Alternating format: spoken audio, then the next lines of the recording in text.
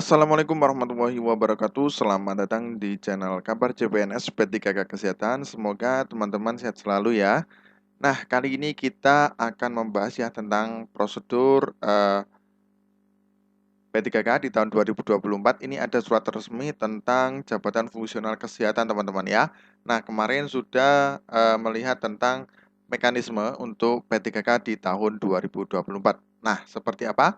Tapi sebelum teman-teman kita bahas, alangkah baiknya teman-teman silakan subscribe dan bunyikan tombol loncengnya agar tidak ketinggalan info-info terbaru khususnya CPNS dan P3K di tahun 2024.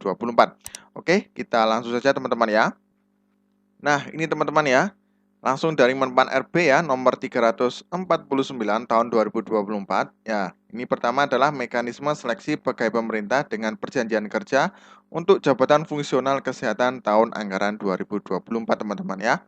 Nah, jadi ini semuanya sudah tertata, teman-teman ya. Kemarin ada yang P3K ya, kemudian sekarang guru, untuk kesehatan, kemudian nantinya juga ada untuk guru, nanti saya akan bahas juga teman-teman ya. Oke, sekarang kita bahas untuk mekanisme seleksi pegawai pemerintah dengan perjanjian kerja untuk jabatan fungsional kesehatan ya, tahun anggaran 2024 teman-teman ya. Nah, ini langsung saja kita pada intinya saja teman-teman ya. Nah, ini memperhatikan surat Menteri Kesehatan nomor PT 101.01 garis miring A garis miring 1957 garis miring 2024 tanggal 4 April 2024 ya teman-teman ya. Nah, ini ya. Untuk poin yang pertama, pelamar yang dapat melamar sebagai pegawai pemerintah dengan perjanjian kerja atau P3K pada jabatan fungsional kesehatan tahun anggaran 2024 terdiri dari ex tenaga honorer kategori 2 atau tenaga non-aparatur sipil negara ya. Jadi ada dua ini teman-teman ya, yang nantinya bisa melamar di P3K tahun 2024. Nah, kemudian XTHK 2 sebagaimana dimaksud pada diktum pertama, huruf A adalah pegawai yang terdaftar dalam pangkalan data ya. Jadi yang sudah terdapat pada pangkalan data di Badan Kepegawaian Negara atau BKN dan aktif bekerja pada instansi pemerintah.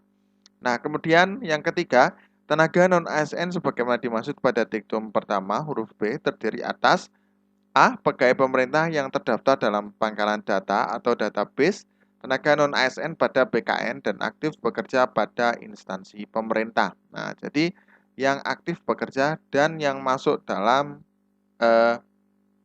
pangkalan data non-ASN ya di BKN ya. Kemudian poin yang B, pegawai yang aktif bekerja pada instansi pemerintah paling sedikit 2 tahun ya. Otomatis minimal 2 tahun terakhir secara terus-menerus teman-teman ya. Nah, yang keempat, dalam hal tersebut, kebutuhan pada jabatan fungsional bidan kategori keahlian, kebutuhan jabatan tersebut juga dapat dilamar oleh pelamar D4 bidan pendidik tahun 2023. Nah, jadi untuk D4 bidan yang nantinya untuk yang ahli ya S1 bidan nanti bisa melamar di D4 bidan pendidik tahun 2023. Nah, ini ya bidan pendidik ya. Kemudian yang kelima, pelamar D4 bidan pendidik tahun 2023 sebagaimana dimaksud pada diktum keempat adalah pelamar dengan kualifikasi pendidikan D4 bidan pendidik yang dinyatakan lulus seleksi P3K tahun 2023 pada JF bidan kategori keahlian. Nah, jadi teman-teman, untuk pelamar kualifikasi pendidikan D4 bidan pendidik ya, D4 bidan pendidik yang dinyatakan lulus seleksi P3K tahun 2023 pada jabatan fungsional pada keahlian teman-teman ya. Jadi yang sudah lulus seleksi tahun 2023 ya. Kemudian pelamar sebagaimana dimaksud pada diktum pertama hanya dapat melamar pada instansi pemerintah tempat bekerja saat mendaftar ya.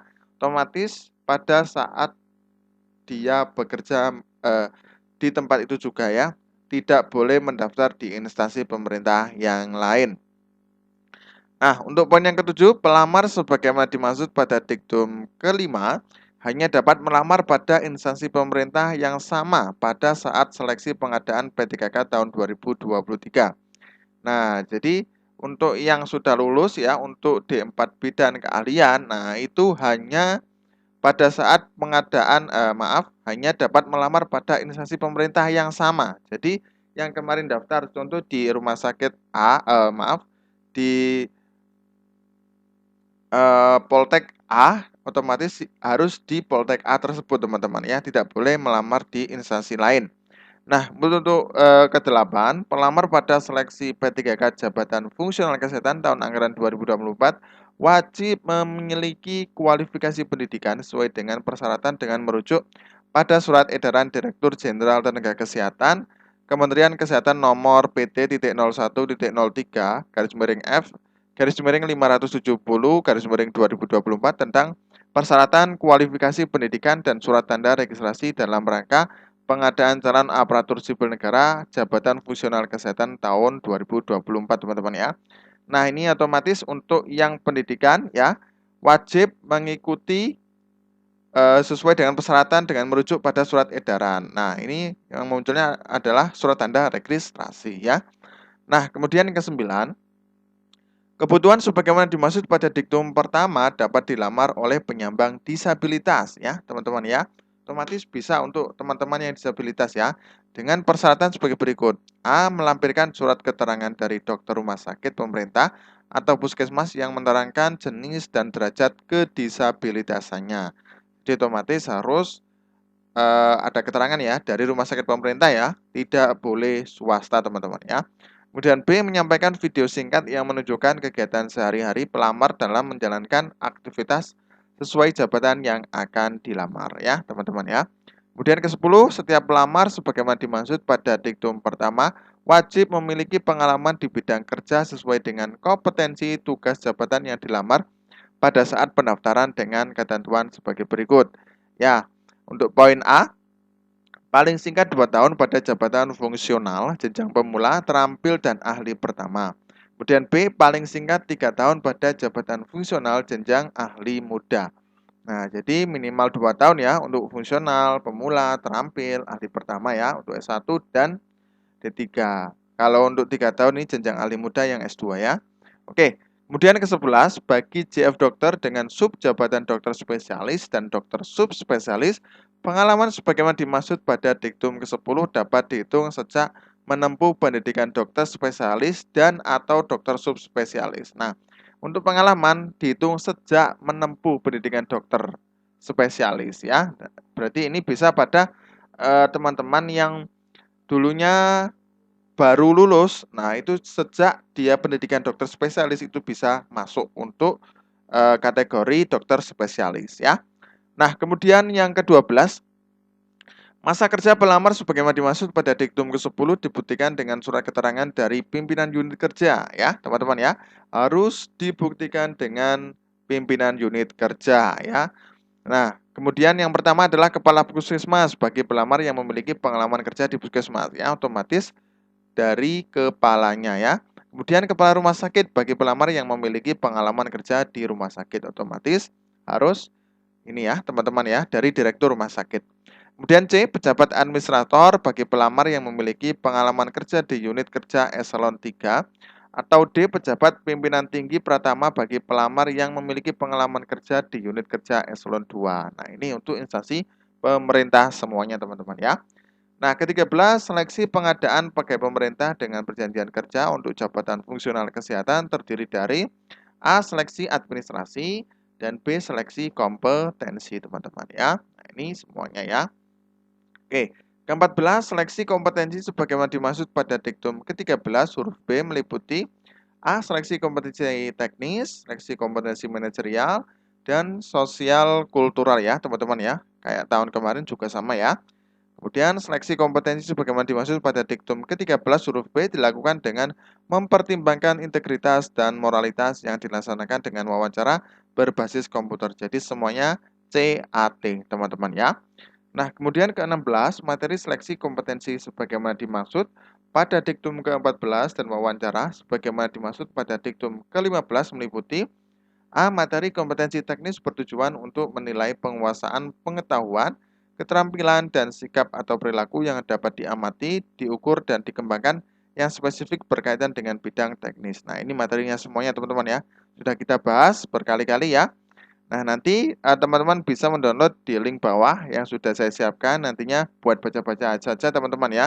Nanti biar untuk persiapan P3K di tahun 2024. Dan materi kompetensi sosial kultural seperti ini teman-teman ya. Nah, kemudian materi wawancara juga sama dengan menggali informasi non-kognitif yang bertujuan untuk menilai integritas dan moralitas meliputi beberapa aspek yaitu kejujuran, komitmen, keadilan, etika, dan kepatuhan teman-teman ya.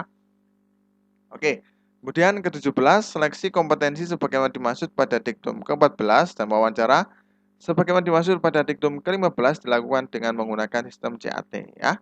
Kemudian 18 nanti untuk seleksi kompetensi teknis, manajerial, dan sosial kultural dimaksud pada diktum ke-14 dilaksanakan dalam durasi waktu 120 menit ya. Nah, jadi ada 120 menit. Kemudian wawancara nanti pada diktum ke-15 dilaksanakan dalam durasi waktu 10 menit teman-teman ya. Nanti 10 menit tambah 120 berarti 130 menit. Jadi sama ya. Kemudian ke-20 ketentuan sebagaimana dimaksud pada diktum ke-18 dan diktum ke-19 dikecualikan bagi penyandang disabilitas atau sensorik netra. Nah, nanti teman-teman untuk yang mohon maaf disabilitas itu ada tambahan waktu ya. Nah, coba kita lihat. Nah, ini untuk seleksi kompetensi teknis, manajerial, dan sosial kultural sebagai pelamar penyandang disabilitas sensorik netra dilaksanakan dalam durasi waktu 150 menit. Kemudian wawancara bagi pelamar penyandang disabilitas sensorik netra dilaksanakan dalam waktu 15 menit. Jadi ada tambahan waktu jadi total 165 ya. Kemudian ke-23 jumlah soal keseluruhan seleksi kompetensi sebagaimana dimaksud pada diktum ke-14 dan wawancara sebagaimana dimaksud pada diktum ke-15 adalah 145 butir ya. Jadi untuk yang soalnya 145 butir ya. 90 untuk teknis, kemudian 25 untuk manajerial, kemudian 20 untuk sosial kultural dan wawancara 10 ya. Nah, untuk pembobotan nilai juga sama ya. Kalau benar bernilai 5, kemudian jawab tidak atau salah 0 ya. Untuk materi soal seleksi kompetensi manajerial, sosial kultural dan wawancara berbobot jawaban benar paling rendah 1 dan nilai paling tinggi 4 serta tidak menjawab bernilai 0 ya. Jadi untuk wawancara itu benar paling rendah 1 dan nilai paling tinggi 4. Nah, serta tidak menjawab bernilai 0 ya. Oke, kemudian nilai kumulatif paling tinggi untuk seleksi kompetensi dan wawancara adalah 670 dengan rincian 450 untuk seleksi kompetensi teknis, 180 untuk seleksi kompetensi manajerial dan sosial kultural, 40 untuk wawancara ya. Nah, ini pelamar yang dinyatakan lulus seleksi jika berperingkat terbaik. Jadi tidak ada minimal. Jadi kalau yang nilainya paling tinggi otomatis dia yang lolos ya, teman-teman ya. Nah, kemudian penentuan pelamar yang lulus seleksi sebagaimana dimaksud pada diktum ke-26 diberlakukan secara berurutan bagi XTHK 2, kemudian B pegawai yang terdaftar dalam pangkalan data atau database tenaga non-ASN pada BKN dan aktif bekerja pada instansi pemerintah. C. Kemudian pegawai yang aktif bekerja pada instansi pemerintah paling sedikit 2 tahun ya. Nah, kemudian penentuan pelamar yang lulus seleksi pada kebutuhan JF ya, jabatan fungsional bidan kategori keahlian diberlakukan secara berurutan bagi A. Pelamar D4 bidan pendidik, B. XTHK 2, C. Pegawai yang terdaftar dalam pangkalan data atau database tenaga non-ASN pada BKN dan aktif bekerja pada instansi pemerintah. Nah, ini semuanya ya. Kemudian D. Pegawai yang aktif bekerja pada instansi pemerintah paling sedikit 2 tahun terakhir secara terus-menerus, teman-teman ya. Nah, kemudian jika dalam hal masih terdapat kebutuhan yang tidak terpenuhi setelah diktum ke-27 dan diktum ke-28, diberlakukan kebutuhan dapat diisi dari pelamar pada jabatan dan kualifikasi pendidikan yang sama dari unit penempatan atau lokasi berbeda dengan ketentuan urutan kelulusan sebagaimana dimaksud pada diktum ke-27 dan diktum ke-28 ya. Jadi teman-teman untuk kebutuhan yang nanti nilainya yang sama ya, nanti akan diurutan kelulusan yang pertama adalah XTHK 2, kemudian baru pegawai yang terdaftar dalam non-ASN atau BKN aktif. Kemudian poin yang ketiga adalah pegawai yang aktif bekerja pada instansi pemerintah paling sedikit 2 tahun. Itu ya urutannya ya. Oke. Nah, kemudian ini ada ya yang penting ya, dalam hal pelamar telah mengikuti seluruh tahapan seleksi pegawai pemerintah dengan perjanjian kerja namun tidak dapat mengisi lowongan kebutuhan, dapat dipertimbangkan untuk menjadi pegawai pemerintah dengan perjanjian kerja paruh waktu. Nah, ini juga nantinya masih ragu-ragu ya teman-teman ya, seperti apa untuk mekanismenya ya. Oke, ini tanggal 19 Agustus Pak Azwar Anas ya. Terima kasih, semoga bermanfaat ya. Wassalamualaikum warahmatullahi wabarakatuh.